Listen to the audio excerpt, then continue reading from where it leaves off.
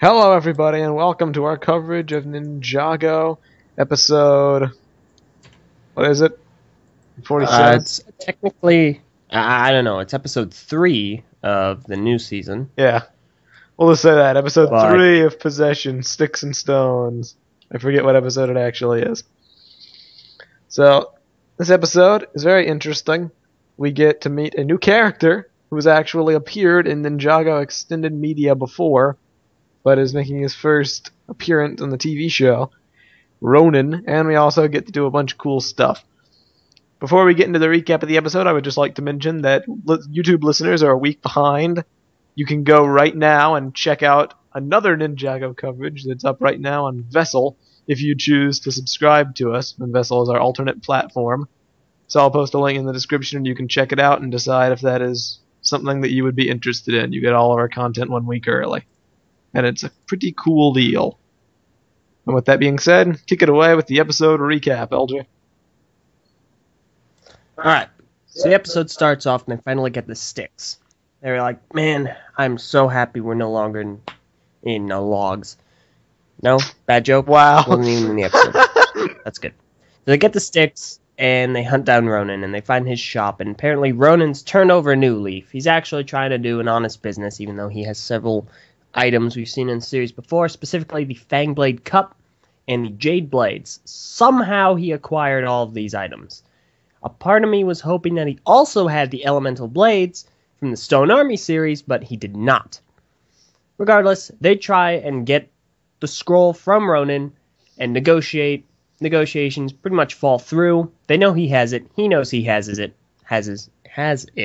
Wow. And he's not telling them. So they finally get him to agree to what? $550? No, $450. Yep, because Kai's a horrible negotiator. $450. Yeah, Kai sucks so bad at negotiating. So they finally get him to agree to a price. I'm doing so well today. And go off to do some sort of odd job. They build a bridge. Well, the city of Stiix is over water, completely over water, kind of like Gakor from Bionicle.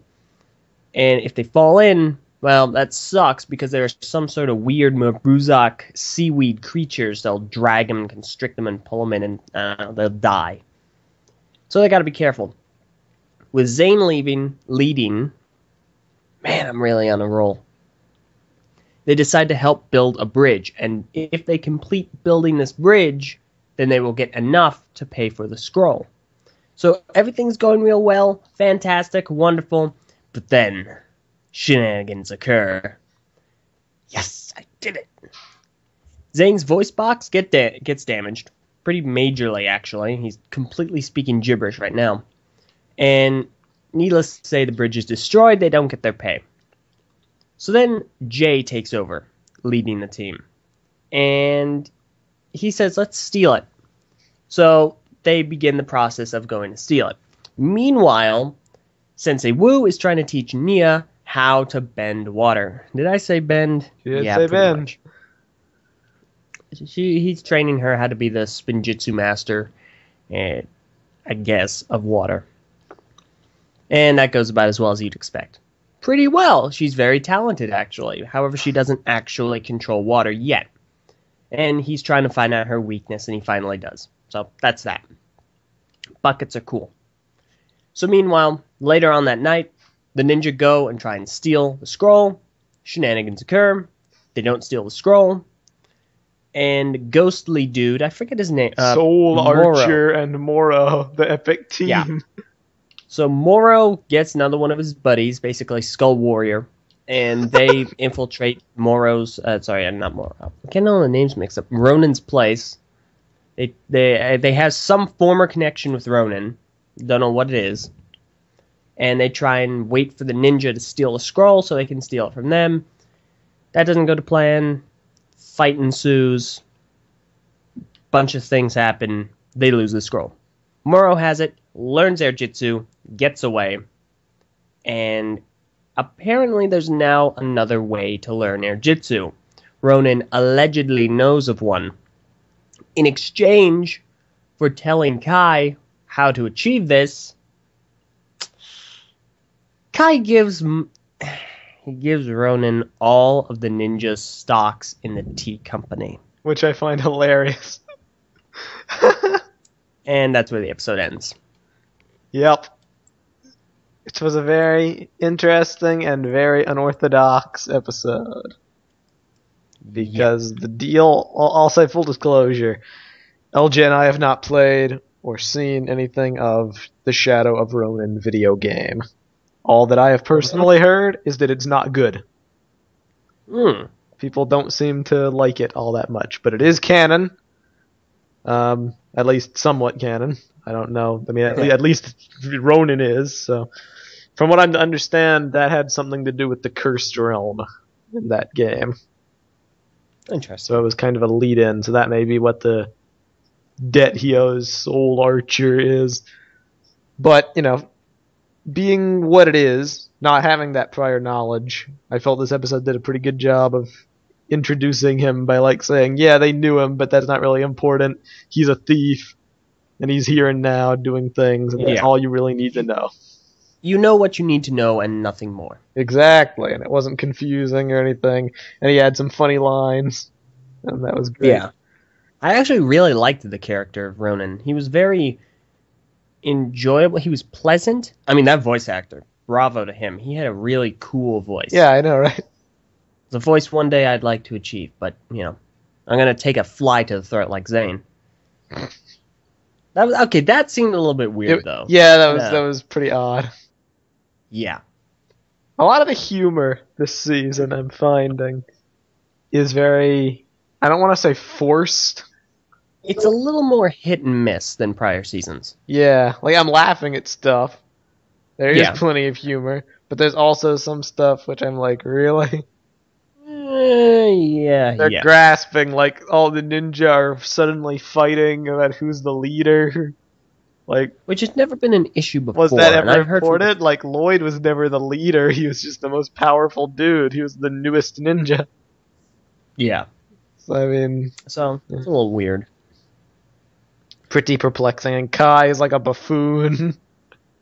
He's like, oh, he's suddenly scared of water, and he's bad at directions, and he is a terrible negotiator, and he dropped the crane and broke the bridge.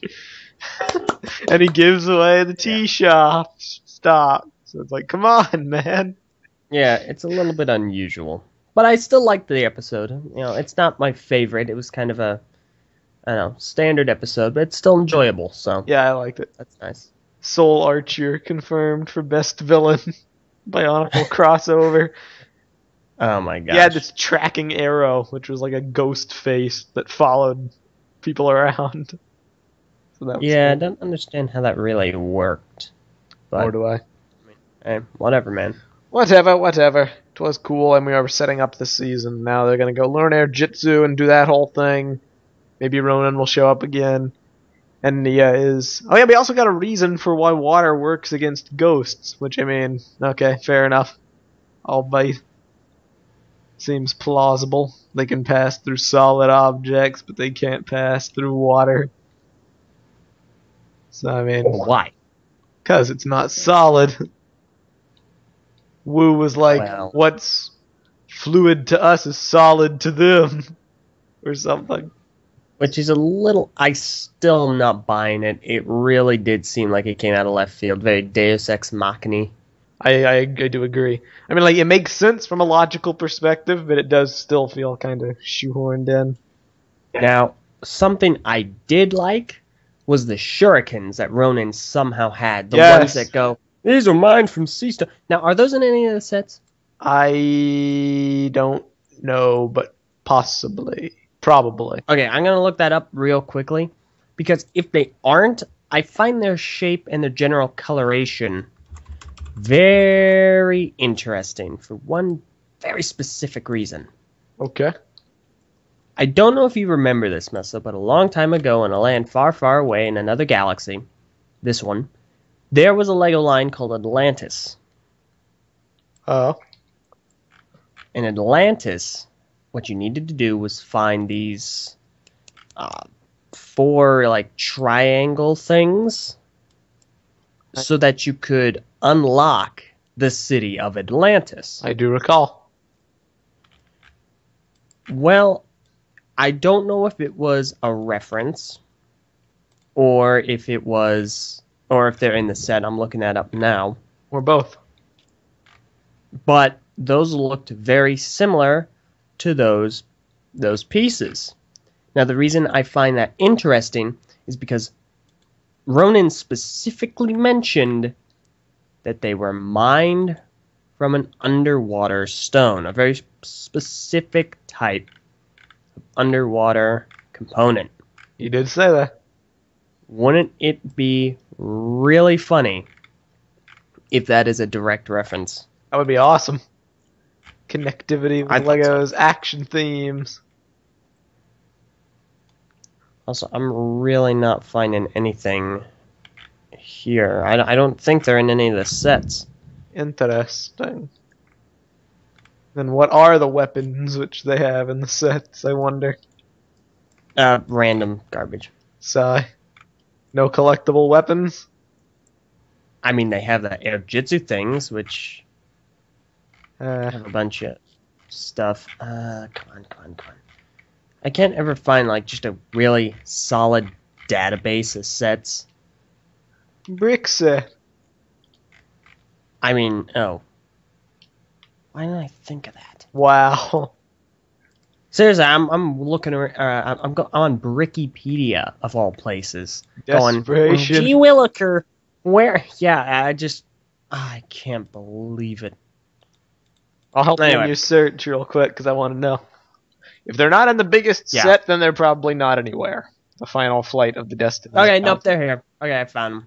Okay, cool. They are in at least Cole's set. So maybe they're not a direct reference, but I still find that really coincidental. Well, I mean, just because they're in the sets doesn't mean they're not a reference. It just means the set makers put them in there as a reference as well, knowing their role in the story. Don't know. Either way. So, yeah. Either way, it's interesting. Episode, yeah, liked it. Good episode. I like the episode. Thumbs up. Ronan's cool. Soul Archer is confirmed for Bionicle crossover. And that is that. Yeah. We'll see you all. Also, Sensei was a jerk. Yes, that he is.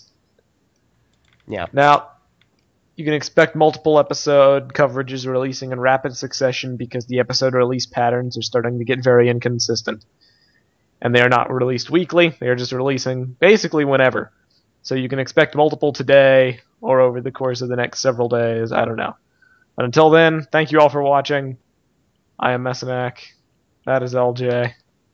Improper outro. And we will see you all next time. Alright. Cool.